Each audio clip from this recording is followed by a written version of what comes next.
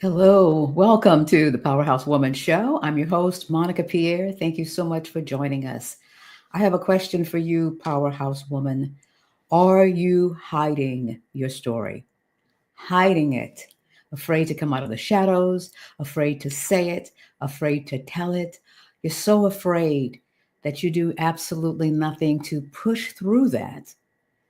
Today's show, I'm going to talk one on one with you. And my hope, my desire is that by the end of this our brief moments together, you will see your story in a powerful new light. You will see that not sharing it, not telling it, not figuring out how much to tell of it, not figuring out who needs to hear it is standing in the way of what you're brought here to do, to serve. It's impacting you professionally, it's impacting you personally, it's impacting your legacy. So let's just get started, shall we? I'm so glad you're here. So, one of the reasons that I have noticed in my work, whether I am a reporter or a talk show host or a coach or working in the Storymaker Academy, my program that we're now in our third year, when I work with women, leaders, professionals, and women who really just want to share themselves, they have a calling, they have a mission, they have a purpose. What I notice is that they're so concerned initially about the story that they're going to tell. And it goes beyond, oh, I have so many stories, I don't know which one to tell, or I don't have a story. But it's this internal battle that takes place with them, their minds, their spirit, what they are called to do. And they surrender to the thoughts that, number one, perhaps this is not the right time. So they struggle with that. And they're waiting for when they're more healed, or they're waiting when they're more successful, they're waiting when they lose the 100 pounds as opposed to the first 10 or 15 that they've lost. And they just find a lot of reasons to hide. And you know what it's like? It's like a flower that's in full bloom that you think that's the only time to notice it. That you didn't notice it when it was a little bud. You didn't notice it when there was a lot of weeds around it and someone plucked the weeds so it could really grow. All you're thinking is that the best time and the only time is when the flower is in full bloom, that you begin to appreciate it and believe in it and notice it. So, waiting for the right time is one of the reasons why some powerhouse women hide. Another reason, and this is a significant one, and it's a struggle, it pops its ugly head from time to time, fear of being defined solely by their past mistakes, their past failures, the time that it didn't work it out, how they grew up, whether they came from very, very humble beginnings. They worry that one of the reasons why it's safer to hide is because they're worried that they're going to be defined by this story. I interviewed someone and she said one of the things that she didn't want to talk about that she could talk about was she didn't want to be defined by being a person who was anxious. But that was a pivotal moment in her development, in her success. But she didn't want to tell that story because she feared that's the only thing people would hear. It's so interesting with our brains. Our brains really keeps a record of our past, keeps a record of what we didn't get right, keeps a record of all the times we went left, we should have went right, or we should have just stopped, or we should have seen what was ahead. Our brains focus on that. But that's a trap, that trap that keeps us hidden. By saying silent, it lets the wrong story win, or it lets somebody else's story get out there. And you start comparing it, whether or not you made mistakes and people see you as very successful, but they don't know all of the struggles, all the things that have happened along the way. So you say it's best not to tell the story at all because you don't want to be labeled or thought of that way. And we're going to talk about, when we share our story in just a second, how it impacts others. We hear all the time that our story matters, and that means you too. Your story matters, your narrative matters. You're the best one to tell it. You're in my opinion, the only one who can tell that story.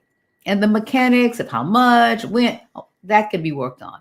But this internal battle that's going on right now is keeping you hidden Powerhouse Woman, and that's what we're talking about today.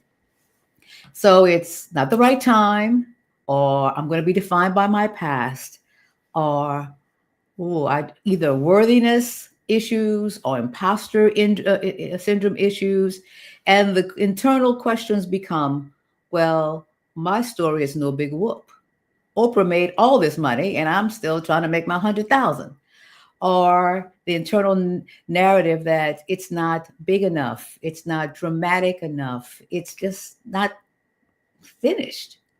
I see that a lot. It's not finished. I'm still working through it. I'm still doing it. So you think, well, I'm not going to tell the story at all because it's not a complete masterpiece yet.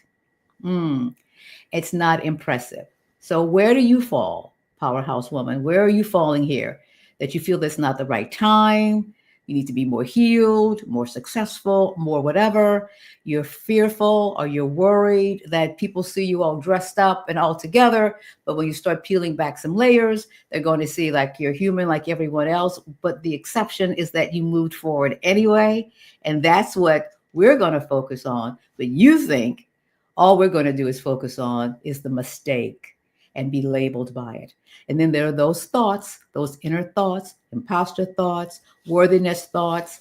All of those thoughts really keep some powerhouse women hidden, don't want to share their story. So there's a cost. There's a personal cost, professional cost on the personal side. You just kind of have this battle going on where you're thinking that one of these days somebody's going to find you out and our shoe is going to drop and people are not going to really see you as you think the world sees you. You're going to say, well, I didn't try to fool them, but I didn't share, so they drew their own conclusions. So there's a professional one, loss of self-trust.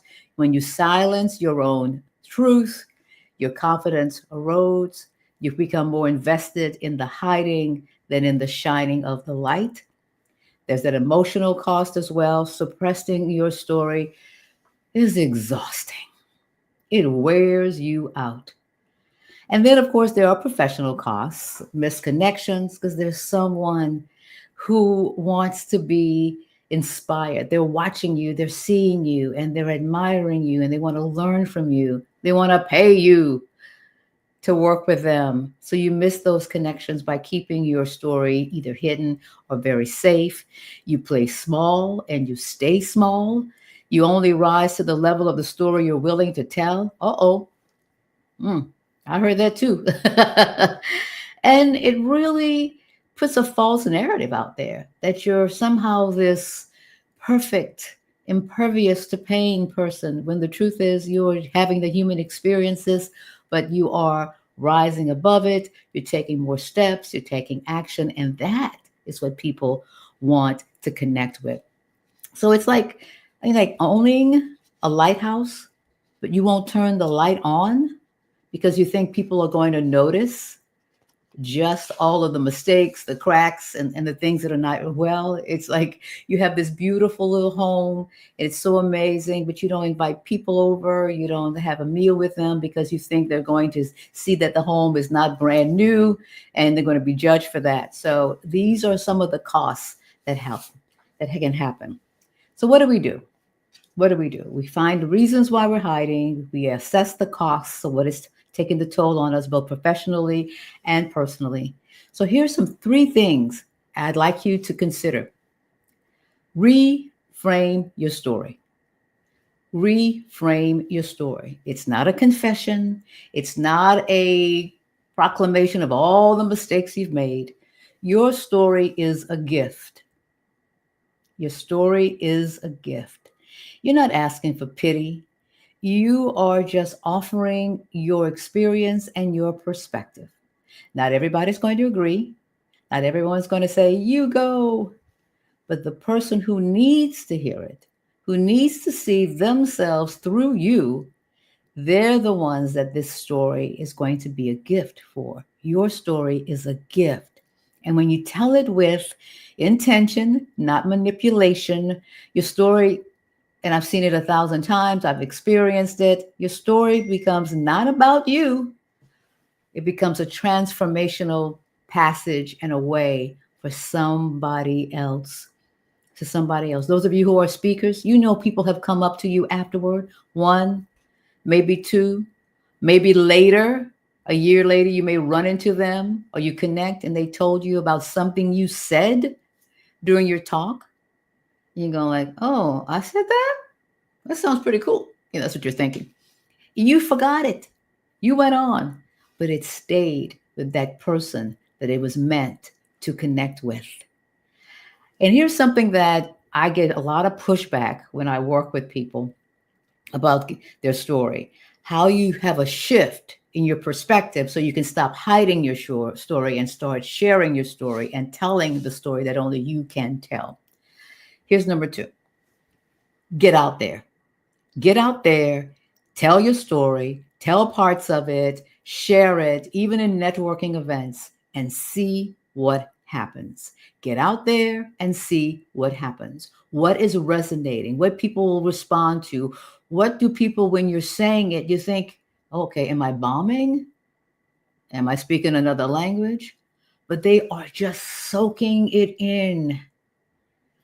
Get out there, see what resonates. See if your message could be shortened, whatever. It's going to be information for you, but it happens when you get out there.